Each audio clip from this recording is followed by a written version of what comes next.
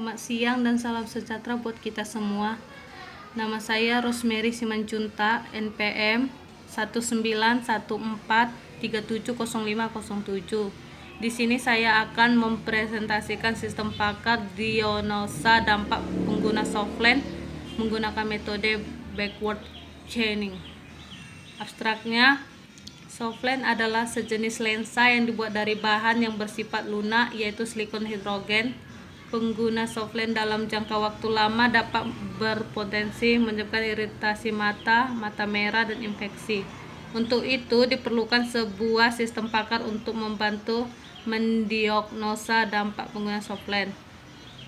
Pembangunan sistem pakar diagnosa dampak penggunaan softLens ini menggunakan metode backward chaining. Metode runut balik bekerja dengan cara menentukan penyakit yang diderita oleh pengguna softLens, kemudian akan dijabarkan sebab-sebab penyakit tersebut.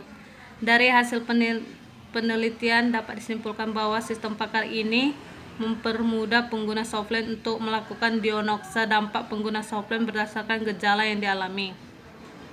Pendahuluannya, konsultasi terhadap seseorang yang memiliki keahlian di bidang tertentu dapat menyelesaikan suatu permasalahan, merupakan pilihan tepat guna untuk mendapatkan jawaban, saran, solusi, keputusan, serta kesimpulan terbaik. Salah satu expertise yang menjadi tujuan masyarakat untuk berkonsultasi adalah dokter mata. Dokter mata selalu menangani pasien penderita penyakit mata, antara lain gangguan akibat menggunakan softLens. SoftLens atau lensa kontak adalah salah satu alat kedokteran yang bertujuan sebagai pengganti kacamata bagi penderita yang memiliki penglihatan kurang. Namun seiring perkembangan zaman dan teknologi, softLens yang awalnya berfungsi sebagai pengganti kacamata untuk penderita gangguan mata kini berubah menjadi atribut mode atau style. Banyak dari kalangan remaja, wanita maupun pria menggunakan softLens hanya untuk kepentingan gaya semata tanpa mengetahui akibat apa yang akan ditimbulkan oleh softLens yang terbuat dari plastik mengandung air.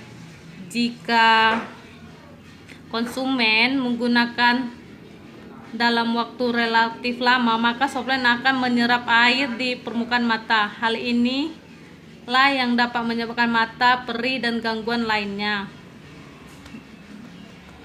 2. Tinjuan pustaka. Kecerdasan buatan berasal dari bahasa Inggris artificial intelligence, yaitu intelligence adalah kata sifat yang bersifat cerdas, sedangkan artificial artinya buatan. Kecerdasan buatan dapat membantu manusia dalam membuat keputusan, mencari informasi secara akurat,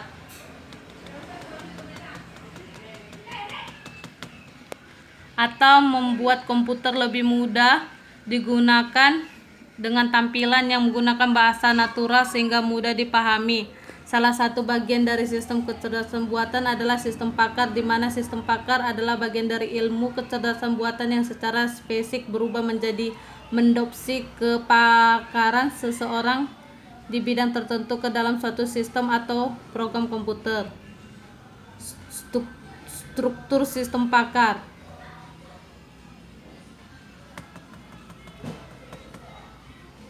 Ada dua bagian utama yang dibutuhkan dalam membuat aplikasi kecerdasan buatan, yaitu basis pengetahuan dan mesin inferensi.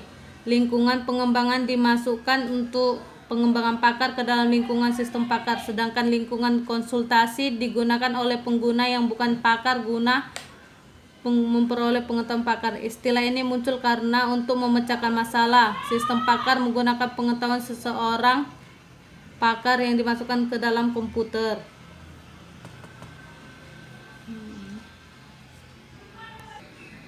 Representasi pengetahuan sistem pakar. Salah satu metode yang paling umum untuk mempresentasi pengetahuan adalah dalam bentuk tipe aturan.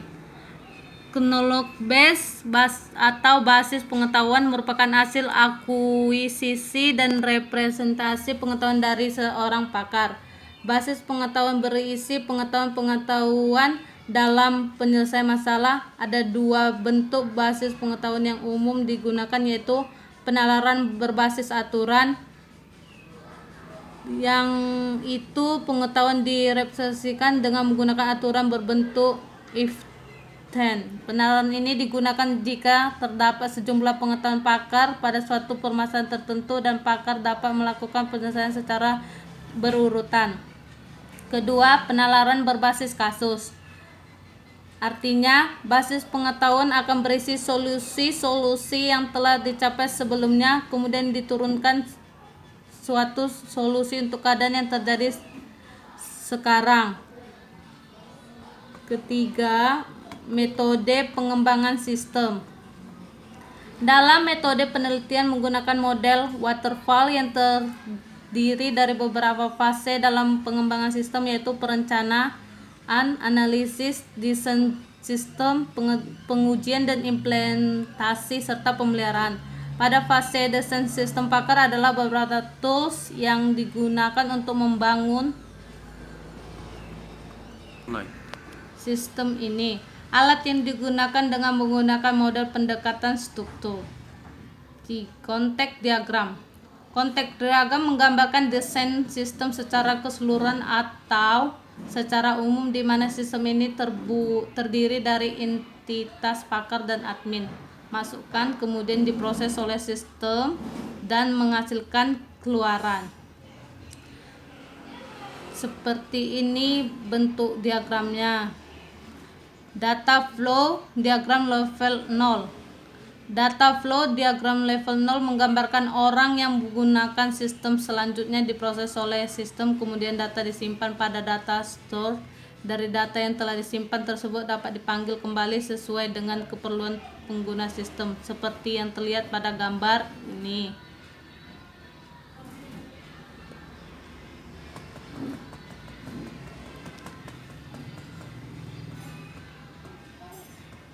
Keempat, basis aturan.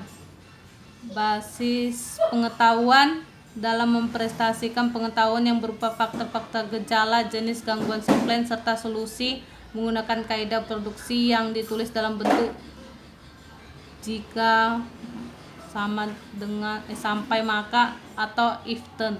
Kaidah jika maka menghubungkan antara gejala-gejala penggunaan software dan dampak penggunaan software.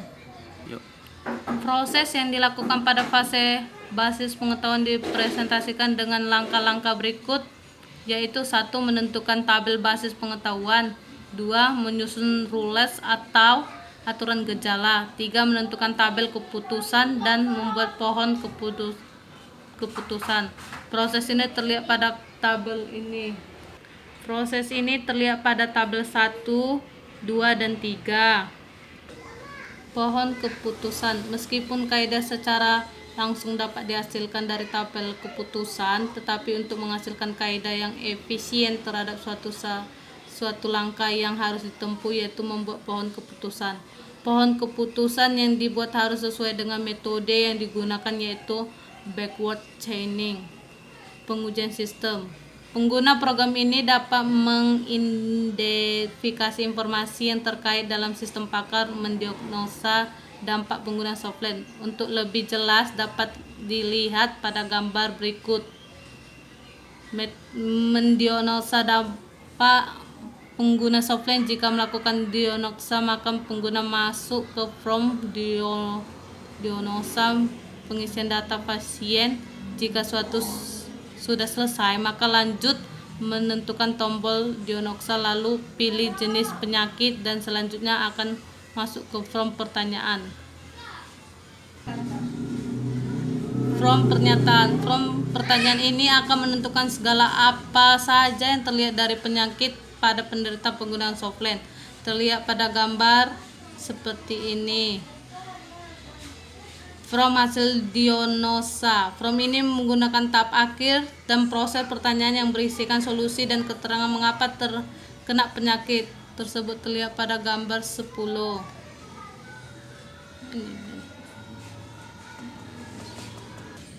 Kesimpulan dan saran. Keenam, kesimpulan dan saran. Dari hasil penelitian didapat beberapa kesimpulan diantaranya sebagai berikut. 1. Dari pengujian yang dilakukan bahwa sistem pakar diagnosa dampak pengguna softlens ini dapat diterapkan dan diterima oleh pengguna. Kedua, dengan adanya sistem pakar ini akan mempermudah orang awam untuk melakukan diagnosa dampak softlens dan cara penanggulangannya.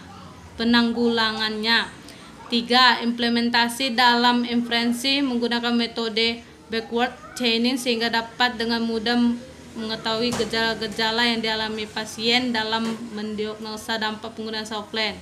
Saran untuk penelitian berikut adalah perlu dikembangkan lagi menggunakan metode lain seperti quantitative faktor guna menggambarkan tingkat kepastian pakar terhadap masalah yang sedang dihadapinya.